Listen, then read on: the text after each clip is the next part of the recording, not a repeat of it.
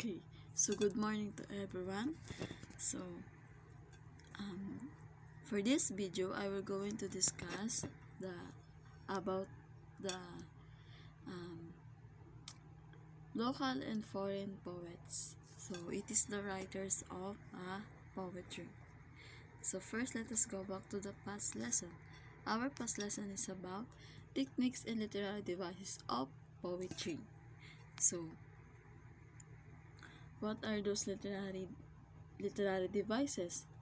Like simile, metaphor, personification, hyperbole, imagery, like that.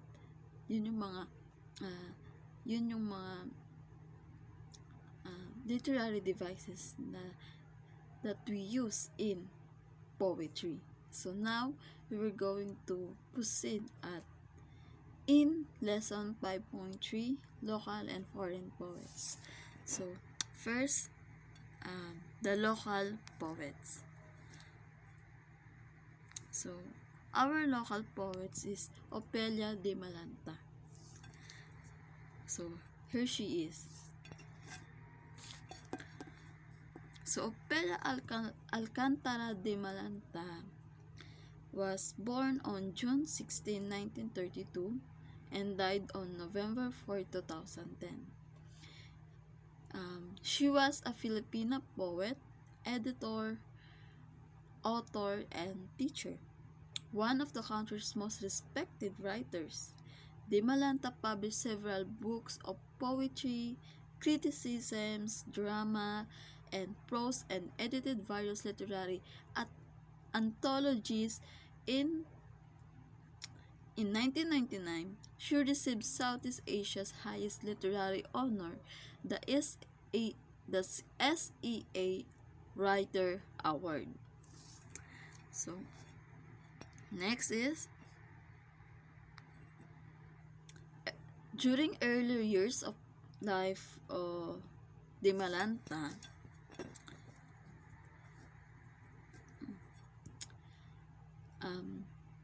she born in San Juan City in the Philippines.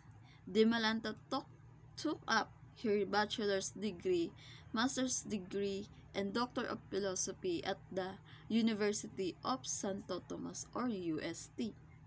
Trained as a concert pianist, De Malanta focused on poetry, publishing her first collection of poems, Montage, in 1974. So her first collection of poems is Montage in 1974. So next is her career.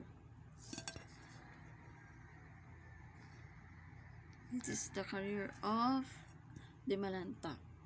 De Malanta served as the writer and residence and a full of professor of literature and creative writing at the UST Graduate School and at the Faculty of Arts and Letters until her untimely passing. So during her academic career, she held various administrative posts, including the position of Dean of the Faculty of Arts and Letters and Director of the Center for Creative Writing and Studies. Next is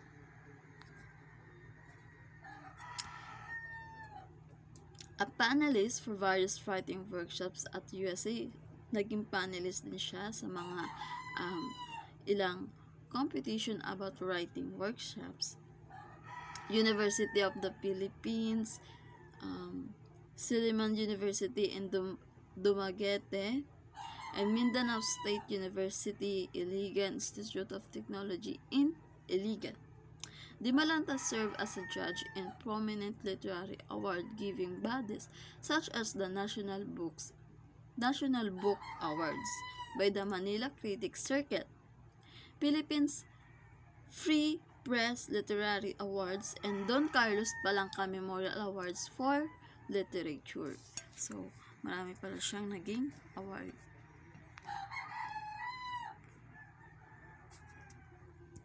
And also marami siyang school na kung saan siya ang panelist o naging judge dun sa mga contest about writing. So, next is Dimalanta published several books in her lifetime. 7 books on poetry, 1 on drama, 1 on criticism, and 1 on her collected prose. Her first collection of poems is Montage, noong taong 1974, won the Iowa State University Best Poetry Award at the year of 1969 and first prize poetry category in the Palanca Memorial Awards for Literature in 1974. So, and she was a founding member and served as chairman of the Manila Critics Circle and an honorary fellow of the Philippine Literary Arts Council. So, poet and critic Cirilo F. Bautista hailed her as not only our foremost woman poet, but also one of the best poets writing now, regardless of gender. So, yun ang sinabi ni Cirilo F. Bautista about kay Dimalanta.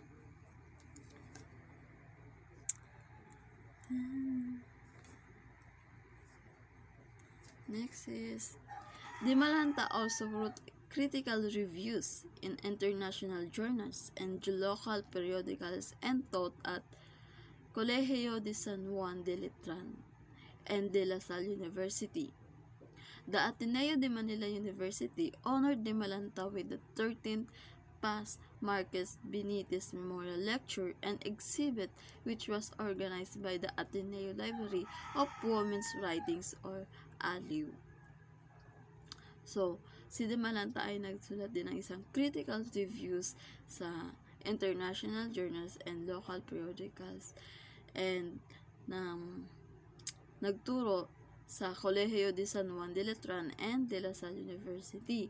And also, ang Ateneo de Manila University is binigyan siya ng parangal na 13th Paz Marquez Benitez Memorial Lecture and Exhibit, which was organized by the Ateneo Library of Women's Writing. So, or ALIW.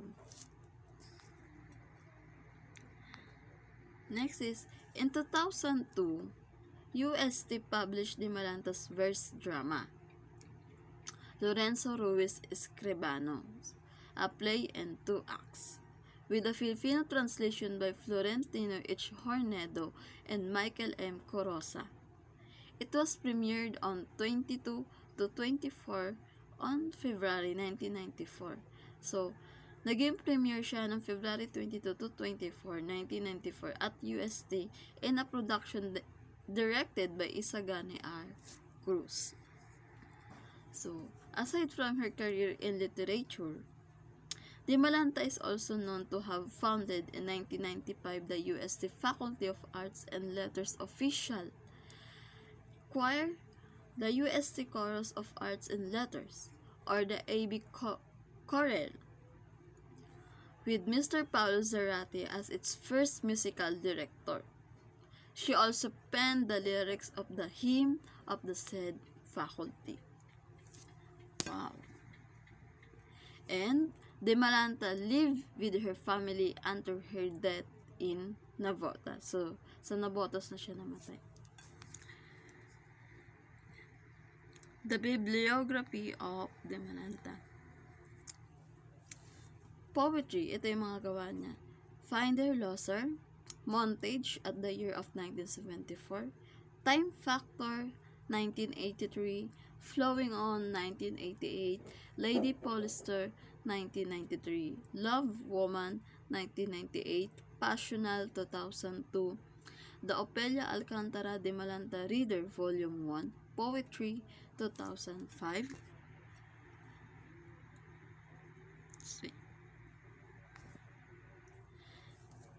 Ito yung na-criticism niya, yung na-criticize niya, The Philippine Poetic. anthology niya is Anthology of Philippine Contemporary Literature and Readings from Contemporary English. Ang gawa niyang prose is the Opelia Alcantara de Malanta Reader Volume 2 Prose 2006. So for the drama, it is the Lorenzo Ruiz Escribano, a play in 2 acts on 2002. So ito na yung na-play ng US State. Sa honors ni De Malanta. This is the honors of De Malanta. So there maraming naging award si De Malanta habang siya ay isa pang poetry, isa siyang nag-criticize o isa siyang critics sa mga writing. So ito na yun. First is Poet and Critic Best Poem Award from Iowa State University at the year of 1968. Palangka Awards for Poetry 1974 to 1983. So ang haba. At the year of 1974 and 1983 only. So Fernando Mara Guerrero Award 1976, Focus Literary Award for Fiction at the year of 1977 and 1981. Cultural Center of the Philippines Literature Grant for Criticism 1983. Gawad Pambansang Alagad ni Balagtas from the Writers Union of the Philippines 1990. So Southeast Asia or Sea Right Award from King Bhumibol of Thailand 1999. Parangal Hagbong University of Santo Tomas 2008. So now we are done to our local poets. So let's proceed to our foreign poets. So our foreign poets is none other than is William Shakespeare. So I know that you know already who is William Shakespeare kasi narinig na natin siya during our junior maybe in your junior high school, or maybe itong taon na to sa mga teacher niya narinig siya, especially to our subject na creative writing, nababanggit na lagi si William Shakespeare. So here he is. So William Shakespeare, born on April 26, 1564 and died on April 23, 1616. He was an English playwright, poet, and actor. He is widely regarded as the greatest writer in the English language and the world's greatest dramatist. So, he is widely regarded. So, isa siyang greatest writer in the English language, and also he is the greatest dramatist during his time. So, he is often called England's national poet and the Bard of Avon, or simply the Bard. His extant works, including collaborations, consist of some 39 plays, 154 sonnets, 3 long narrative poems, and a few others verses, some of uncertain authorship. So, siya ay pag-play ng 39 plays. So, pakarami niya. And also, he made 154 sonnets. So, nagkaroon din siya ng 3 long narrative poems. And a few other verses, some of uncertain authorship.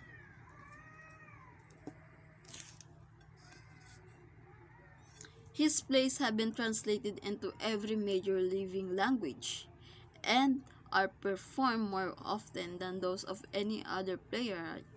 His works continue to be studied and reinterpreted.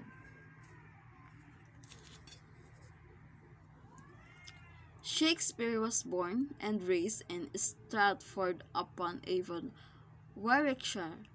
At the age of 18, he married Anne Hathaway, with whom he had 3 children, Susanna and twins Hamlet and Judith. Sometime between 1585 and 1592, he began a successful career in London as an actor, writer, and part owner of a playing company called the Lord Chamberlain's Men, later known as the King's Men. So, at the age of 49, around 1613, he appears to have retired to Stratford, where he died 3 years later. Few records of Shakespeare's private life survive. This has stimulated considerable speculation about such matters as his physical appearance, his sexuality, his religious beliefs, and whether the works attributed to him were written by others.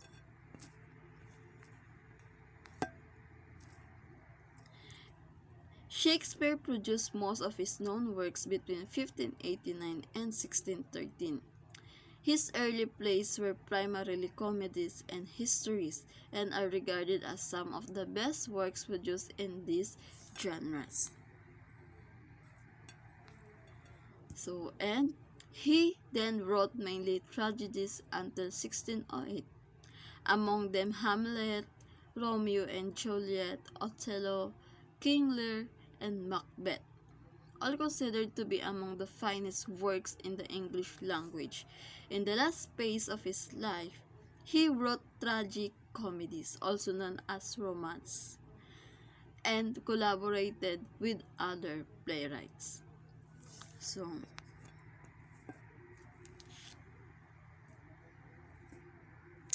Many of Shakespeare's plays were published in editions of varying quality and accuracy in his lifetime.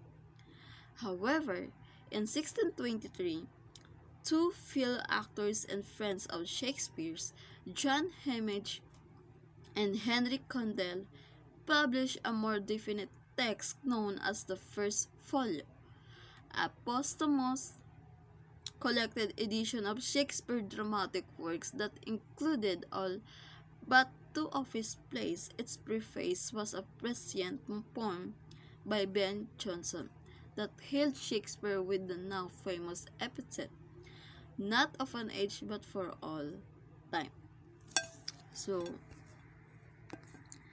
Next is the ito ang isa sa mga gawa ni William Shakespeare.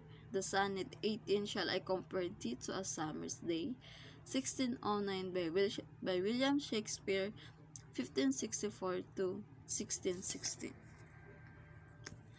Shall I compare thee to a summer's day? Thou art more lovely and more tempering. Raw winds do shake the darling buds of May. ABA. Makikita nyo dito kung ano yung pattern ng rhyme scheme ni William Shakespeare. And summer's bliss has all too short a day. Sometime too hot the eye of heaven shines. ABABC.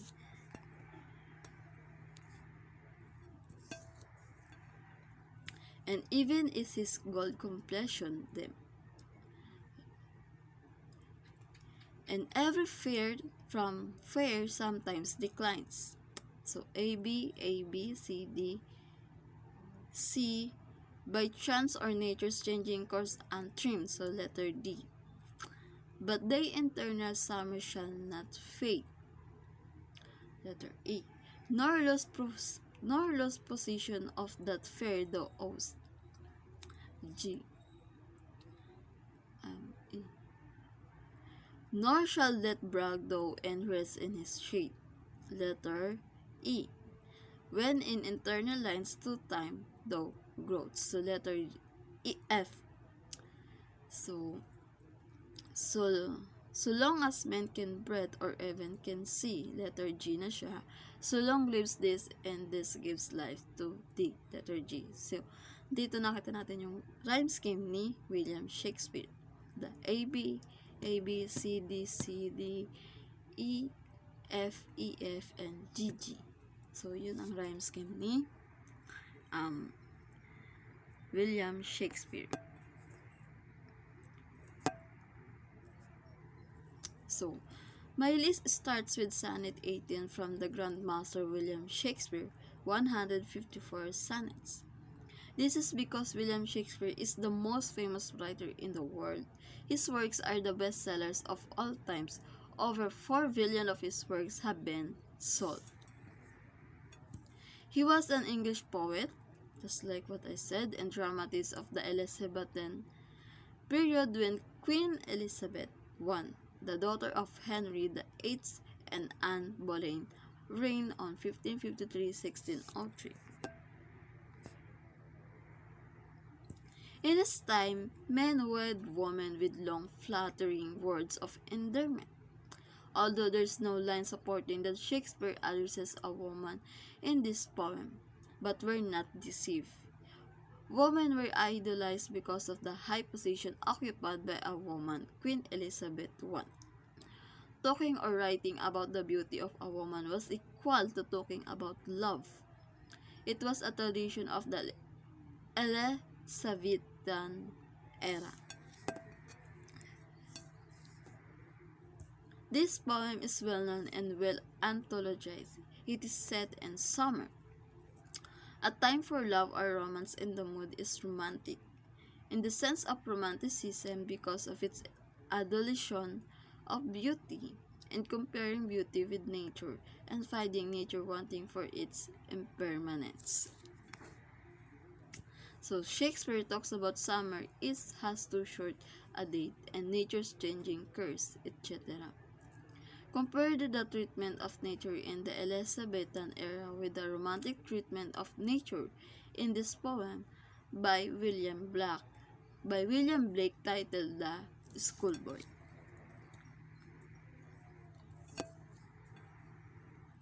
So, I love to rise in a summer morn when the birds sing on every tree. So, A, B. The distant huntsman winds his horn, letter A, and the skylark sings with me, B. Oh, what sweet company, letter C. But to go to school in a summer morn, oh, it drives all joy away. Under a cruel eye outworn, the little ones spend the day and sighing and dismay. So, Sonnet 18 is of course a sonnet. A sonnet is a poem of 14 lines adapted from an Italian poet named Petrarch, whose sonnets were poems of 14 lines in the structure of octave or octet, or 8 lines, and sextet, 6 lines. 6 lines with a composition of variations of rhyme schemes called the Petrarchan sonnet. So it was introduced into English and modified by English poet of the 15th century, Edward Spenser, and the Spenserian sonnet carries a structure of 3 quatrains or 4 lines and a rhyming couplet 2 lines of A B, B C, C D, E.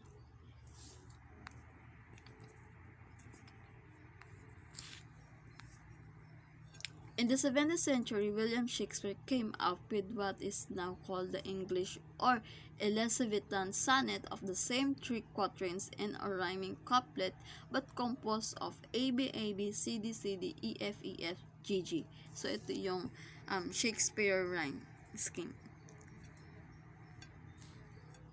So, that's all for our lesson for today. So, for this video, thank you for watching and listening to my pre-recorded video. So, that's all.